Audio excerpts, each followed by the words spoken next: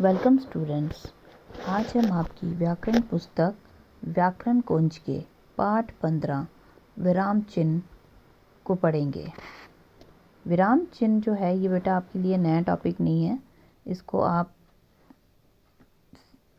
Class 5 से पढ़ते आ रहे हैं, क्लास 4-5 से ही आप इनको पढ़ते आ रहे हैं और इसको इंग्लिश में बोलते हैं पंक्चुएशन। विराम का अर्थ होता है रुकना या विश्राम लेना। विराम का क्या अर्थ होता है? रुकना या विश्राम लेना। ठीक है। और आपने देखा होगा कि जब आप अपने भावों को और विचारों को व्यक्त करते हैं तब बीच बीच में थोड़ी देर रुक जाना पड़ता है।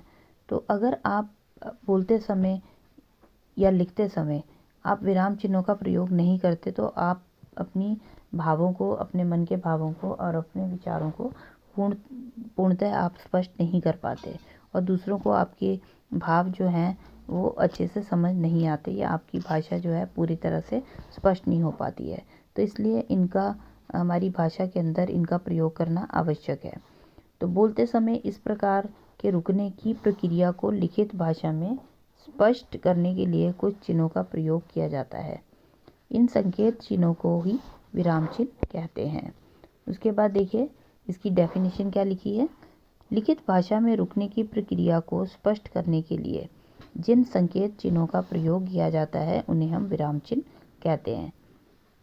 यानी कि जब हम किसी भी भाषा को लिखते हैं तो उसमें क्या होता है, उस प्रोसेस में जब हम अपनी बात को पूर्ण रूप से स्पष्ट करना चाहते हैं तो उसके लिए हम जिन संकेत चिन्हों का प्रयोग करते हैं, ठीक है ना, उसे हम विराम चिन्ह कहते हैं। अब हिंदी में जो हमारे प्रमुख विराम चिन्ह है वो देखिए, ये आपके टेबल बना रखा है, नीचे ये सारा दे रखा है।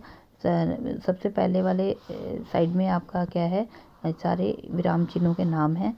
उसके बाद बीच में उनके चिन्ह हैं, ठीक है। उसके बाद उसको इंग्लिश में क्या बोलते हैं वो लिखा है। तो सबसे पहले है अल्प विराम। अल्प विराम का चिन्ह देखिए क्या है, इसको बोलते हैं इंग्लिश में कॉमा। नंबर 2 है अर्धविराम, इसको हम इंग्लिश में बोलते हैं सेमीकोलन।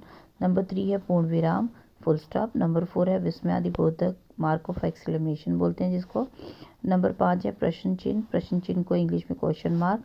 नंबर 6 है कोष्टक, कोष्टक को इंग्लिश में ब्रैकेट्स बोलते हैं। नंबर 7 है निर्देशक चिन्ह जिनको हम डैश बोलते हैं।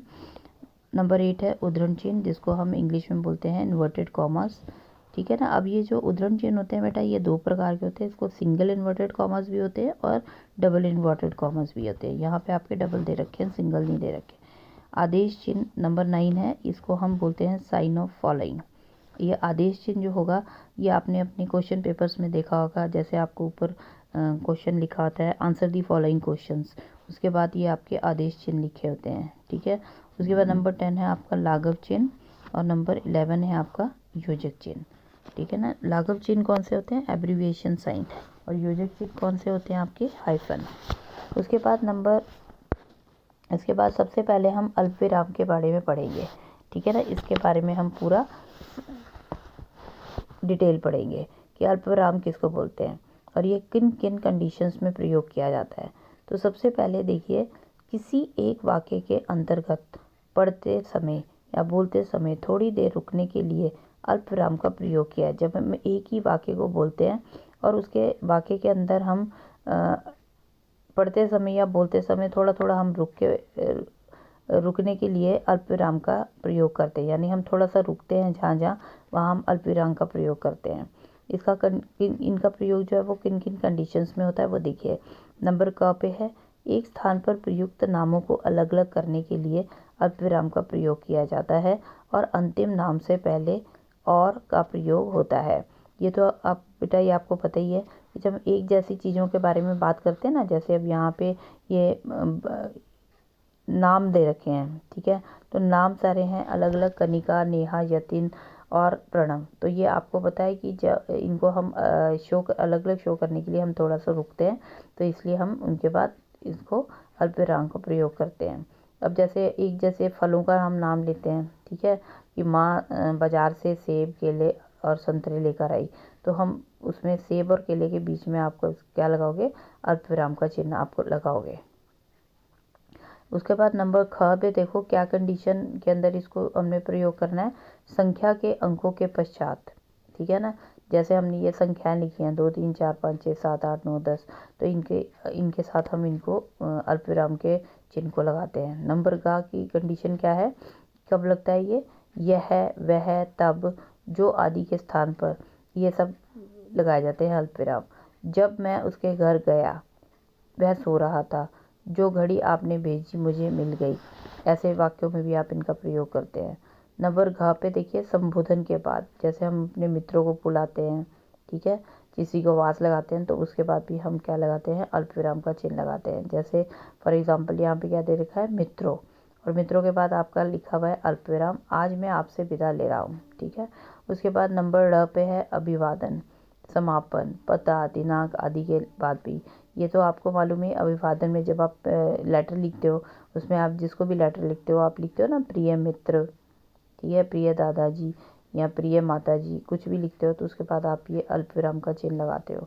समापन मतलब तुम्हारा प्रिय मित्र, जब आप उसका लेटर का एंड करते हो तो उसके बाद भी आपको ये समापन के टाइम पे भी इसको लगाना होता है, अल्पविराम के चिन्हों को। उसके बाद पता और दिनांक के समय जब आप पता लिखते हो तो उसके अंदर भी क्या लिखते हैं, हम अल्पविराम का चिन्ह लिखते हैं। उसके बाद च पे देखिए क्या है, जब हम किसी को, जैसे हमारे से कोई प्रश्न पूछ रहा है और हम उसका उत्तर हाँ या नहीं में देते हैं, तो हाँ या नहीं के अंदर भी हम हाँ या नहीं लिखने के बाद भी हम अल्पविराम का प्रयोग करते हैं और अपना उत्तर देते हैं। नंबर 6 पे देखो, वाक्य में प्रयुक्त शब्द युग्मों को एक दूसरे से अलग करने के लिए, ठीक है ना। जब जो शब्द युग्म होते हैं ना, एक जैसे शब्द जो राइमिंग वर्ड्स होते हैं उनके बीच में भी लिखा जाता है, एक दूसरे के अपोजिट वाले वर्ड्स के बीच में भी आपका अलग अलग शो करने के लिए उनके बीच में भी आप लिखते हो अलग दूसरे। जैसे लाभ हानि, यश अपयश, सुख दुख सब दुर्भाग्य पर निर्भर है, तो आप यहाँ पे भी इनको लिखते हो, ठीक है। इसको अल्पविराम के चिन्ह को लिखते हो, यानी कि एक ही वाक्य में जब अलग अलग चीज़ें दे रखी होती है ना, एक ही शब्द युग्म दे रखे होते हैं, लाभ हानि, यश अपयश, सुख दुख, ठीक है ना, तो इसको भी अलग अलग शो करने के लिए हम बीच में अल्पविराम का चिन्ह लगाते हैं। उसके बाद देखिए, ये तो सारे आपकी कंडीशंस थी अल्पविराम की, कि आपको अल्पविराम चिन्ह का प्रयोग किन किन कंडीशंस में करना है। उसके बाद दूसरा है अर्धविराम, ठीक है, इसको सेमीकोलन को अर्धविराम यानी कि सेमीकोलन को आप कैसे इस्तेमाल करोगे, वाक्य में जहां अल्पविराम से कुछ अधिक देर तक रुकना हो, जहाँ पे हम वाक्य बोलते समय या लिखते समय जब हम थोड़ा सा अल्पविराम से कुछ ज़्यादा देर के लिए हम रुकते हैं, कुछ देर अधिक देर तक रुकना हो, तो वहाँ पे अर्धविराम का प्रयोग किया जाता है। जैसे अधिक परिश्रम करो, ठीक है, अधिक परिश्रम करो, यहाँ हम थोड़ा ज़्यादा रुक रहे हैं, अल्पविराम से थोड़ा सा ज़्यादा रुक रहे हैं, तो इसलिए हम यहाँ पे क्या लगाएंगे, अर्धविराम, ठीक है, यहाँ पे हम अर्धविराम। अधिक परिश्रम करो, परीक्षा निकट है। आलस्य मनुष्य का शत्रु है, इससे दूर रहना चाहिए। नियमादि के बाद उदाहरण सूचक जैसे से पहले भी अर्धविराम का प्रयोग किया जाता है, ठीक है ना। उसके बाद देखिए पूर्ण विराम। पूर्ण विराम का तो आपको सबको पता ही है कि जब हम अपने वाक्य को पूर्ण कर लेते हैं, जब हम अपने वाक्य को पूरा कर लेते हैं और उसके बाद हम इसको क्या लगाते हैं, पूर्ण विराम के चिन्ह को लगाते हैं, ठीक है। जब वाक्य पूर्ण हो जाता है तो पूर्ण विराम का चिन्ह का प्रयोग किया जाता है। जैसे मैं प्रतिदिन पढ़ता हूँ, सदा सत्य बोलो, तो ये पूरे वाक्य कंप्लीट वाक्य हैं, जिसके बाद हमने पूर्ण विराम का चिन्ह लगा दिया। उसके बाद देखिए विस्मयादि बोधक चिन्ह। अब विस्मयादि बोधक चिन्ह जो है ये किन कंडीशंस में लगाया जाता है, विस्मय, हर्ष, विस्मय का मतलब हैरानगी वाली फीलिंग्स में, हर्ष में, हर्ष मतलब खुशी में, शोक मतलब दुख, आश्चर्य, हैरानी, घृणा, नफरत आदि भावों को प्रकट करने वाले शब्दांश या वाक्य के अंत में विस्मयादि बोधक चिन्ह का प्रयोग किया जाता है। जैसे फॉर एग्जांपल, हे प्रभु अब हम पर दया करो, भगवान तुम्हारा भला करे, ठीक है ना। जब हम किसी को आशीर्वाद देते हैं, तो ब्लेसिंग्स देते हैं, तो उसमें भी हम इनका प्रयोग करते हैं। प्रश्नवाचक चिन्ह, इसका प्रयोग प्रश्नवाचक वाक्यों के अंत में किया जाता है। ये तो आपको पता ही है कि प्रश्न पूछने के लिए हम प्रश्नवाचक चिन्ह का प्रयोग करते हैं। उसके बाद है कोष्ठक। कोष्ठक यानी कि ब्रैकेट्स, किसी पद या पदबंध को अर्थ स्पष्ट करने के लिए, किसी वाक्यांश को उनका अर्थ प्रकट करने के लिए, या नाटक के कथन के पूर्व पात्र की चेष्टा आदि का चित्रण करने के लिए इसका प्रयोग किया जाता है। यानी कि जब हम जैसे कोई भी हमारा डायलॉग राइटिंग वाला चैप्टर्स होते हैं, आपने पढ़े ही होंगे अपने लिटरेचर बुक्स में। डायलॉग राइटिंग वाले चैप्टर्स में क्या होता है कि जहाँ पे हम जैसे कोई किसी करेक्टर ने कोई डायलॉग बोला है तो वो किस भाव में बोला है, किस फीलिंग में बोला है, खुश होकर बोला है, हंसकर बोला है, ठीक है ना, दुखी होकर बोला है, चिंतित होकर बोला है, तो हम उसके भाव को उसके अंदर ब्रैकेट में लिख देते हैं, ठीक है ना, ब्रैकेट में उसको और क्लियर करने के लिए वो किस फीलिंग से कह रहा है, ठीक है, उसको हम ब्रैकेट में शो करते हैं। और जब हम किसी भी हम शब्द को और क्लियर करना चाहते हैं, यानी कि उसके मीनिंग को और ज़्यादा क्लियर बताना चाहते हैं किसी भी लिखी हुई पंक्तियों में, तो हम उसके अर्थ को ब्रैकेट में लिखते हैं और उस वर्ड को और ज़्यादा क्लियर कर देते हैं। निरंतर, अब जैसे यहाँ पे वाक्य में देखो नीचे दे रखे हैं ना निरंतर, अब निरंतर का मीनिंग क्लियर करने के लिए उसको ब्रैकेट में उसका मीनिंग लिखा हुआ है। निरंतर का मतलब लगातार, निरंतर का मतलब लगातार। अध्ययन करने से कठिन विषय भी सरल हो जाते हैं, सरल लगने लगते हैं। राजा उदास होकर, ये देखो राजा की फीलिंग बताई जा रही है कि उदास होकर अब क्या होगा, वो क्या कह रहा है, अब क्या होगा। उसके बाद नंबर 7 पे देखिए निर्देशक चिन्ह। अब निर्देशक चिन्ह जो होते हैं इसको हम निर्देशक चिन्ह जो होते हैं इसको इंग्लिश में हम बोलते हैं डैश। इस चिन्ह का प्रयोग आगे आने वाले विवरण को सांकेतिक करने, संवादों में वाक्य के प्रभाव में आगे आने वाली संज्ञा को संकेतित करने के लिए किया जाता है।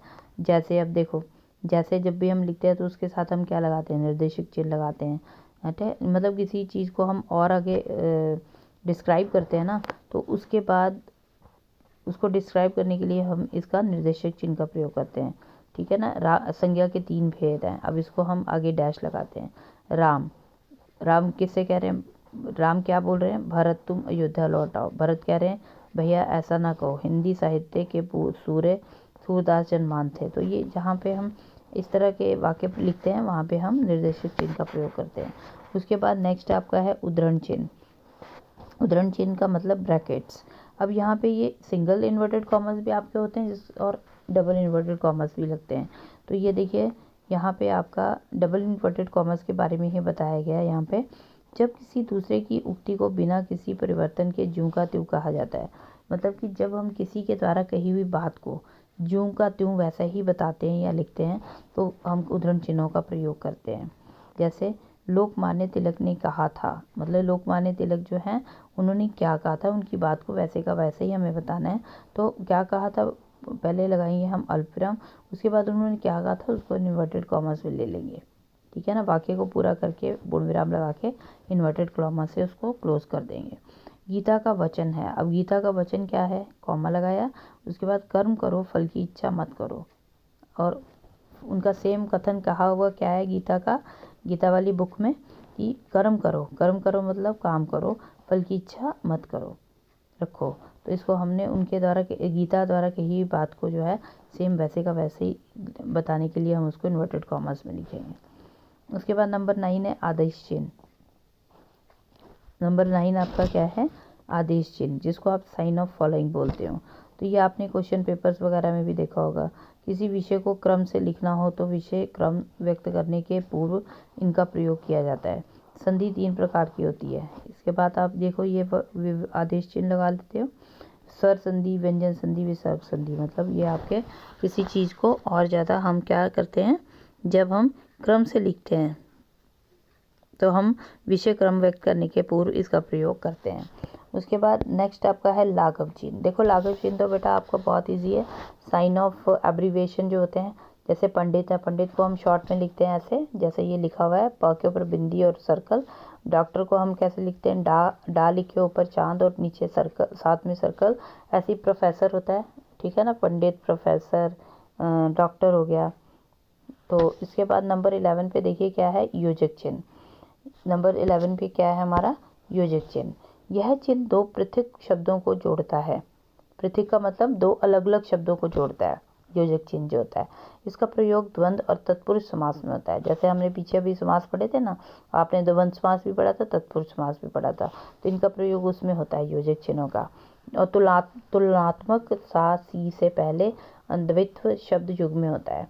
अब देखिए जैसे ये एक दूसरे के अपोजिट वाले वर्ड्स होते हैं ना, तो सुख दुख, माता पिता, वन गमन, राज मुकुट, ये इन सबको, और जहाँ पे एक जैसे वर्ड से लिखते हैं, साथ ही जहाँ पे लगता है उनके बीच में भी ये लगता है, तुम सा, राम सा, सीता सा, तुलनात्मक जब आपस में उनकी तुलना की जाती है। ठीक है, कभी कभी जहाँ पे ये एक जैसे द्वित व्यंजन द्वित शब्द होते हैं, जहाँ पे द्वित वाले जो शब्द होते हैं, तो वहाँ पे भी इनका प्रयोग किया जाता है।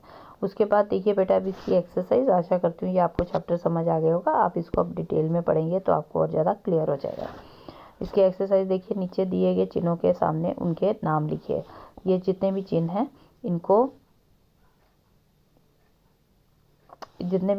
इनको आपने एज इट इज़ ऐसे ही लिख देना है। ठीक है, और ये बेटा यहाँ पे ना घ वाले पार्ट पे आपको ये लिखना है अर्धविराम।